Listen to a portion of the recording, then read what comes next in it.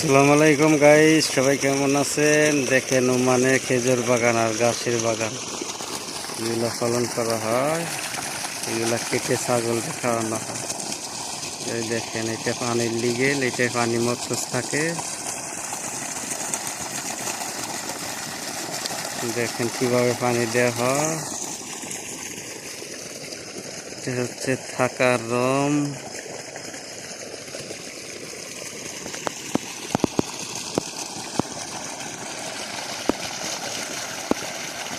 দেখেন পাহাড়, ওমানের পাহাড়গুলো দেখেন একদম পাথর।